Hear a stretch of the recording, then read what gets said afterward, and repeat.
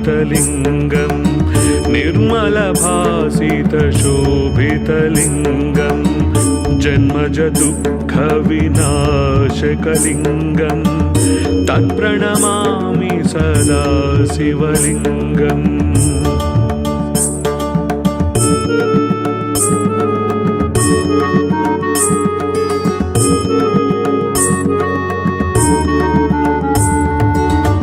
देवमुनिप्रवरार्चितलिङ्गं कामदहन करुणाकरलिङ्गं रावणदर्पविनाशनलिङ्गं तत्प्रणमामि सदा शिवलिङ्गम्।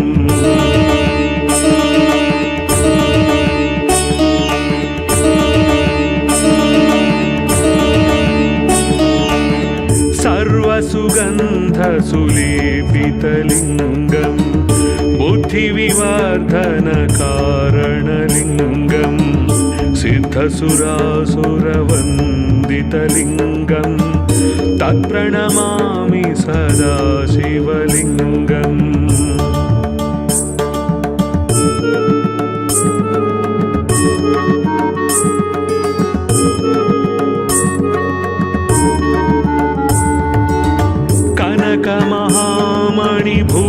कनकमहामणिभूषितलिङ्गं फणिपतिवेष्टितशोभितलिङ्गं दक्षसुयज्ञविनाशनलिङ्गं तत्प्रणमामि सदा शिवलिङ्गम्।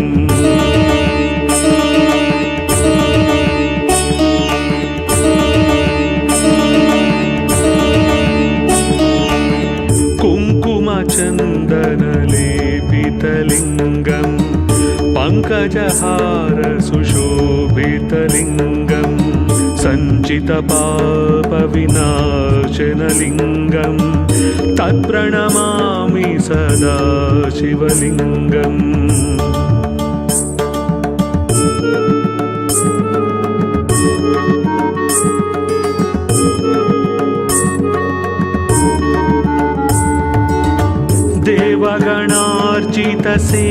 देवगणार्चितसेवितलिङ्गं भावैर्भक्तिभिरेव च लिङ्गं दिनकरकोटिप्रभाकरलिङ्गं तत्प्रणमामि सदा शिवलिङ्गम्।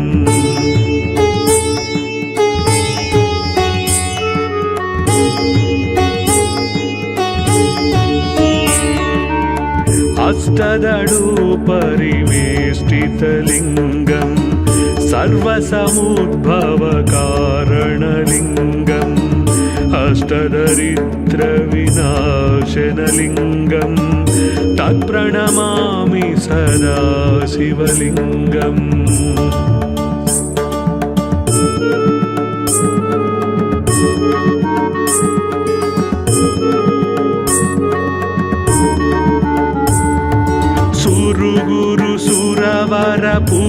सुरवरपूजितलिङ्गं सुरवनपुष्पसदार्चितलिङ्गं परमपदं परमात्मकलिङ्गं तत्प्रणमामि सदा शिवलिङ्गम्।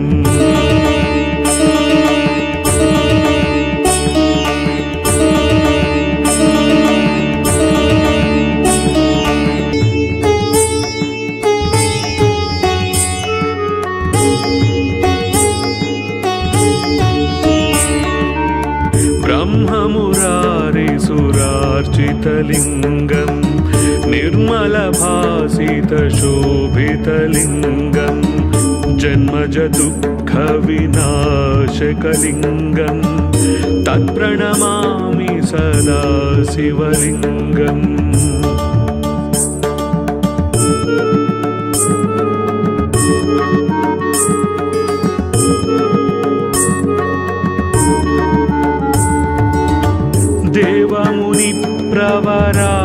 देवमुनिप्रवरार्चितलिङ्गं कामदहन करुणाकरलिङ्गं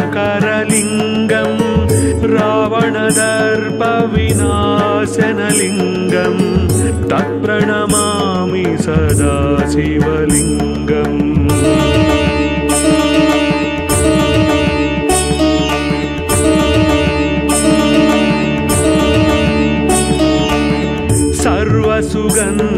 सुलेपितलिङ्गं बुद्धिविवर्धनकारणलिङ्गं सिद्धसुरासुरवन्दितलिङ्गं तत्प्रणमामि सदा शिवलिङ्गम्।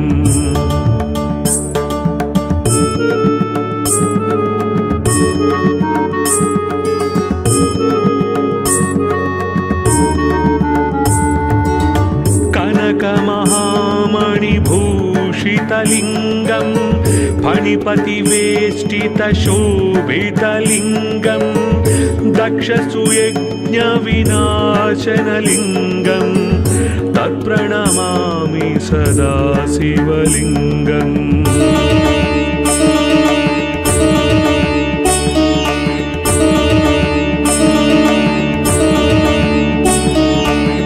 कुङ्कुमचन्दनलेपितलिङ्गं पङ्कजहारसुशोभितलिङ्गं सञ्चितपापविनाशनलिङ्गं तत्प्रणमामि सदा शिवलिङ्गम्।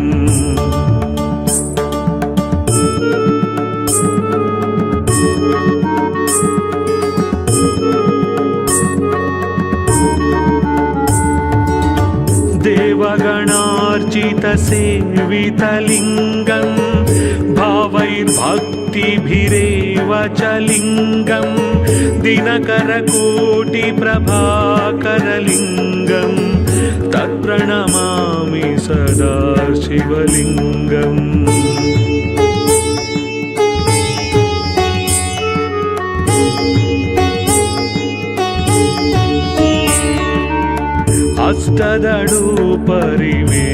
अष्टदळुपरिवेष्टितलिङ्गं सर्वसमुद्भवकारणलिङ्गं अष्टदरिद्रविनाशनलिङ्गं तत्प्रणमामि सदा शिवलिङ्गम्।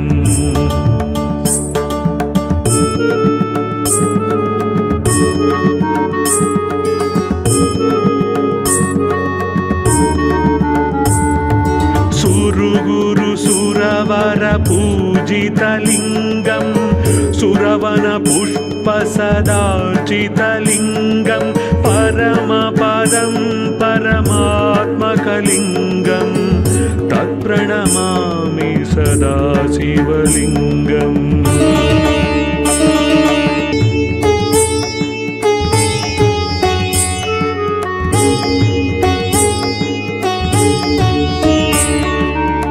ब्रह्ममुरारिसुरार्चितलिङ्गं निर्मलभासितशोभितलिङ्गं जन्मजदुःखविनाशकलिङ्गं तत्प्रणमामि सदा शिवलिङ्गम्।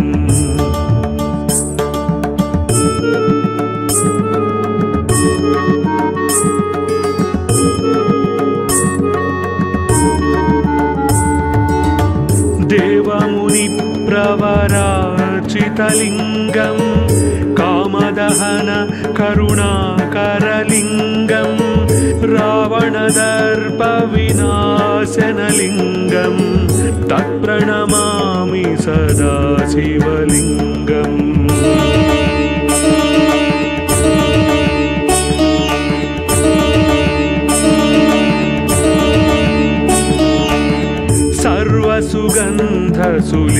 सर्वसुगन्धसुलेपितलिङ्गं बुद्धिविवर्धनकारणलिङ्गं सिद्धसुरासुरवन्दितलिङ्गं तत्प्रणमामि सदा शिवलिङ्गम्।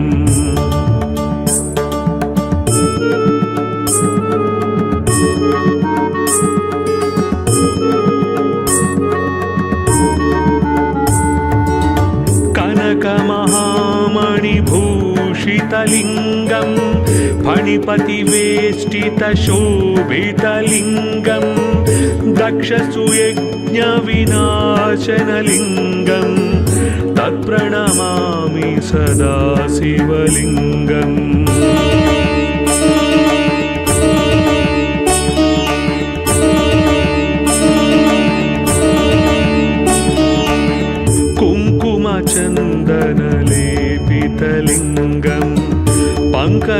पङ्कजहार सुशोभितलिङ्गं सञ्चितपापविनाशनलिङ्गं तत्प्रणमामि सदा शिवलिङ्गम्।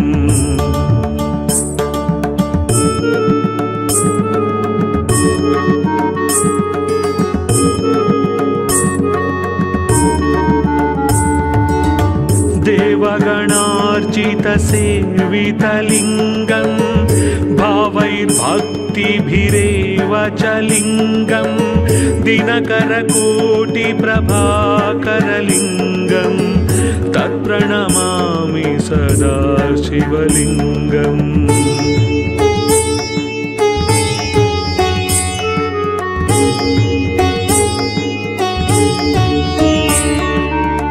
अष्टदळुपरिवेष्टितलिङ्गं सर्वसमुद्भवकारणलिङ्गम् अष्टदरिद्रविनाशनलिङ्गं तत्प्रणमामि सदा शिवलिङ्गम्।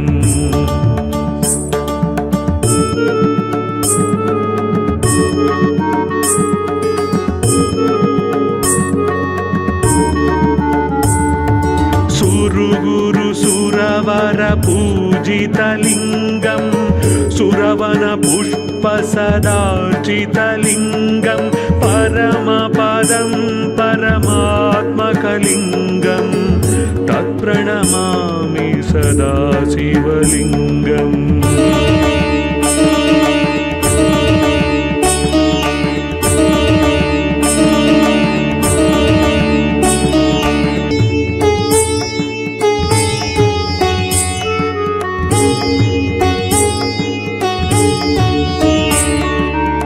ब्रह्ममुरारिसुरार्चितलिङ्गं निर्मलभासितशोभितलिङ्गं जन्मजदुःखविनाशकलिङ्गं तत्प्रणमामि सदा शिवलिङ्गम्।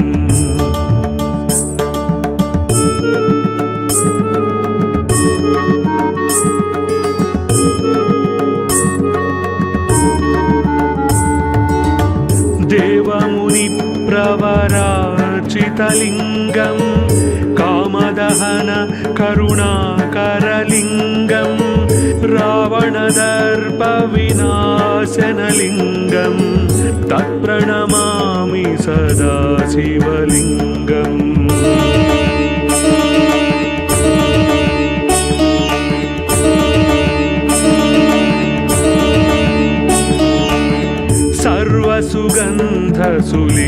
सर्वसुगन्धसुलेपितलिङ्गं बुद्धिविवर्धनकारणलिङ्गं सिद्धसुरासुरवन्दितलिङ्गं तत्प्रणमामि सदा शिवलिङ्गम्।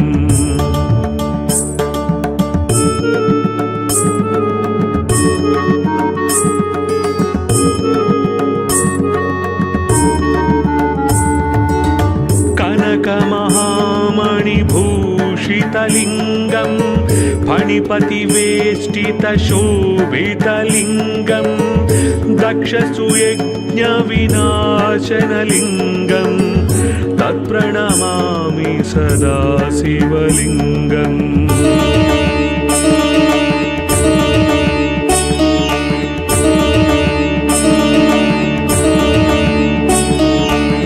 कुङ्कुमचन्दनलेपितलिङ्गं पङ्कजहार सुशोभितलिङ्गं सञ्चितपापविनाशनलिङ्गं तत्प्रणमामि सदा शिवलिङ्गम्।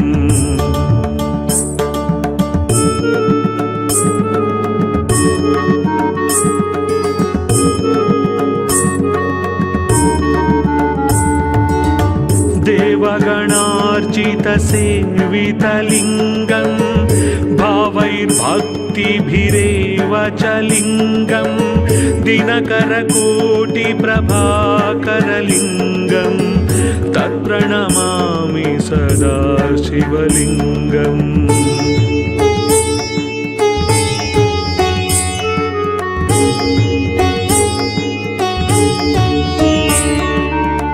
अष्टदडुपरिवेष्टितलिङ्गं सर्वसमुद्भवकारणलिङ्गम् अष्टदरिद्रविनाशनलिङ्गं तत्प्रणमामि सदा शिवलिङ्गम्।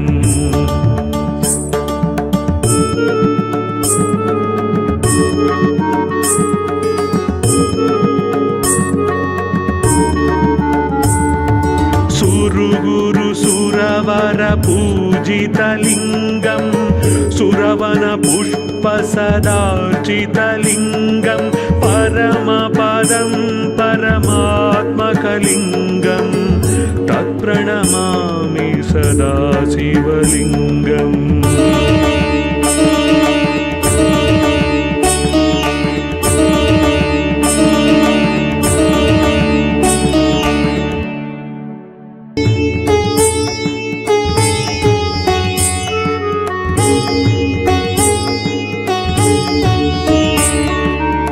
ब्रह्ममुरारिसुरार्चितलिङ्गं निर्मलभासितशोभितलिङ्गं जन्मजदुःखविनाशकलिङ्गं तत्प्रणमामि सदा शिवलिङ्गम्।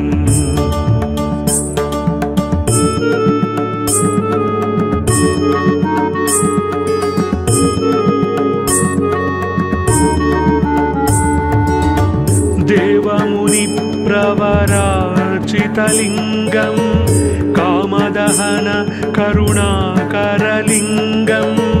रावणदर्पविनाशनलिङ्गं तत्प्रणमामि सदा शिवलिङ्गम्।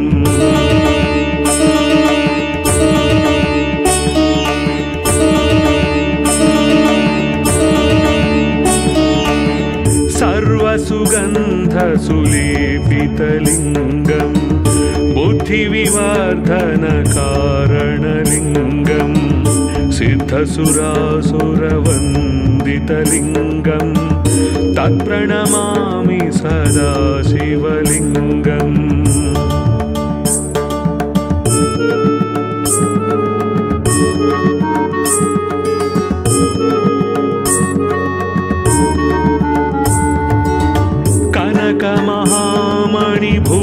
कनकमहामणिभूषितलिङ्गं फणिपतिवेष्टितशोभितलिङ्गं दक्षसुयज्ञविनाशनलिङ्गं तत्प्रणमामि सदा शिवलिङ्गम्।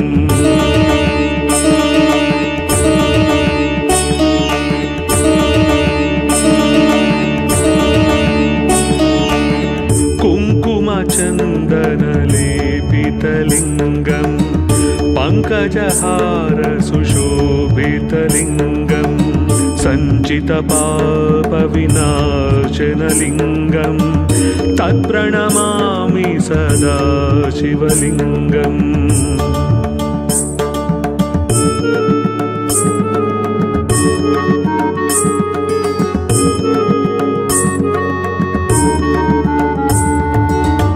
देवगणार्चितसेवितलिङ्गं भावैर्भक्तिभिरेव च लिङ्गं दिनकरकोटिप्रभाकरलिङ्गं तत्प्रणमामि सदा शिवलिङ्गम्।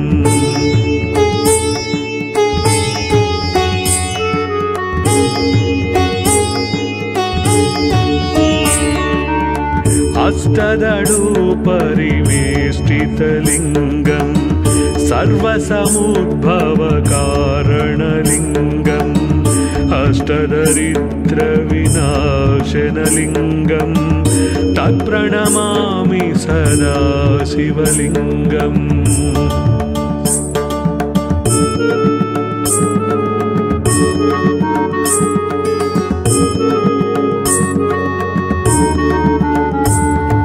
सुरगुरु सुरवर पूजितलिङ्गं सुरवन पुष्प पुष्पसदार्चितलिङ्गं परमपदं परमात्मकलिङ्गं तत्प्रणमामि सदा शिवलिङ्गम्।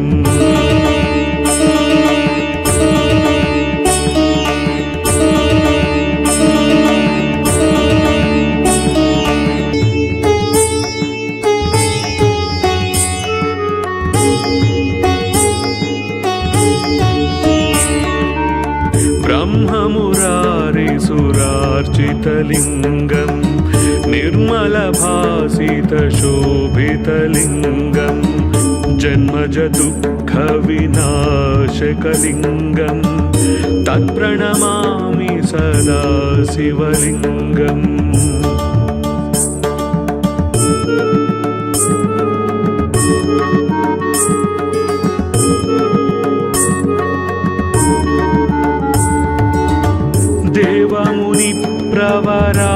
देवमुनिप्रवरार्चितलिङ्गं कामदहन करुणाकरलिङ्गं रावणदर्पविनाशनलिङ्गं तत्प्रणमामि सदा शिवलिङ्गम्।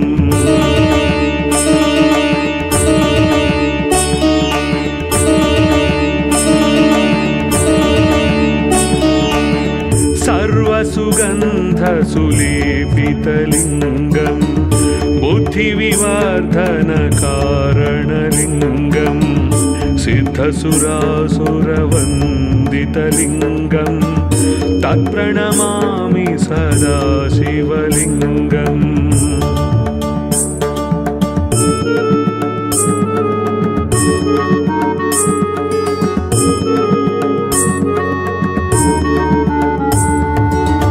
कनकमहामणिभूषितलिङ्गं फणिपतिवेष्टितशोभितलिङ्गं दक्षसुयज्ञविनाशनलिङ्गं तत्प्रणमामि सदा शिवलिङ्गम्।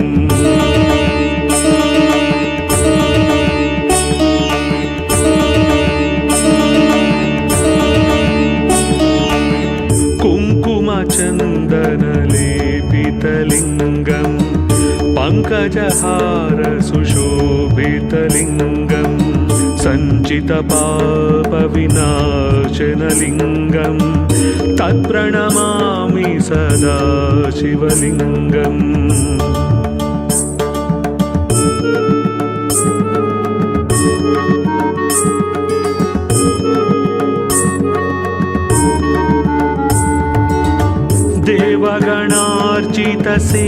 देवगणार्चितसेवितलिङ्गं भावैर्भक्तिभिरेव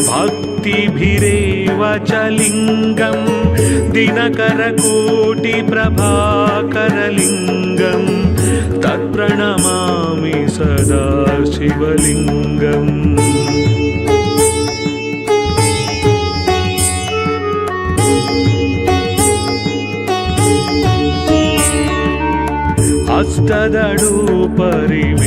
हस्तदडुपरिवेष्टितलिङ्गं सर्वसमुद्भवकारणलिङ्गं अष्टदरिद्रविनाशनलिङ्गं तत्प्रणमामि सदा शिवलिङ्गम्।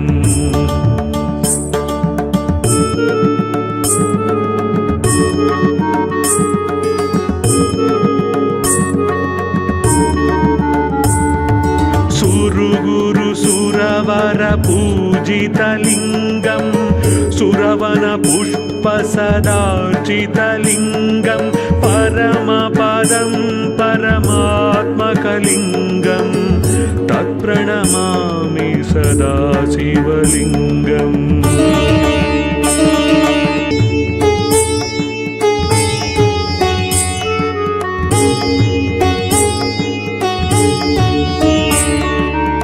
ब्रह्ममुरारिसुरार्चितलिङ्गं निर्मलभासितशोभितलिङ्गं जन्मजदुःखविनाशकलिङ्गं तत्प्रणमामि सदा शिवलिङ्गम्।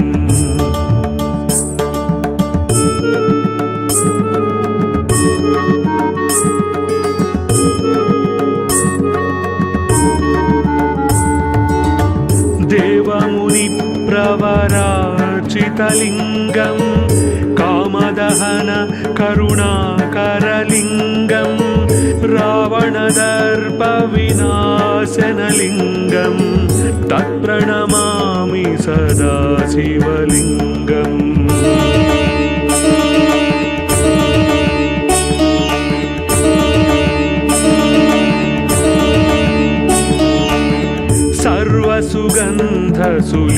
सर्वसुगन्धसुलेपितलिङ्गं बुद्धिविवर्धनकारणलिङ्गं सिद्धसुरासुरवन्दितलिङ्गं तत्प्रणमामि सदा शिवलिङ्गम्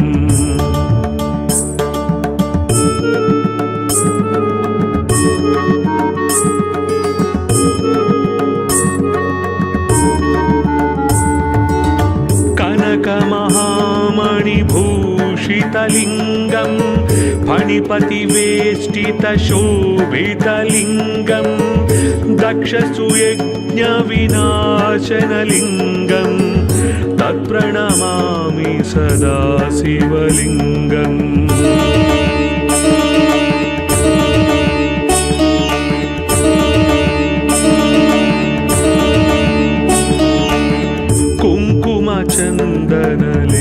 कुङ्कुमचन्दनलेपितलिङ्गं पङ्कजहारसुशोभितलिङ्गं सञ्चितपापविनाशनलिङ्गं तत्प्रणमामि सदा शिवलिङ्गम्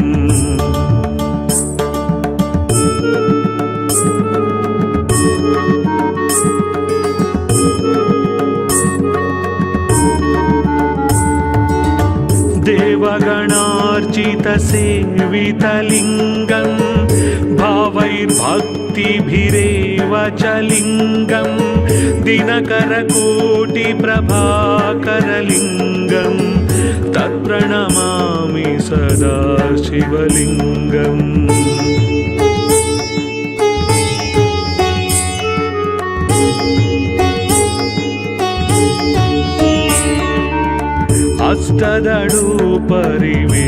अष्टदळुपरिवेष्टितलिङ्गं सर्वसमुद्भवकारणलिङ्गम् अष्टदरिद्रविनाशनलिङ्गं तत्प्रणमामि सदा शिवलिङ्गम्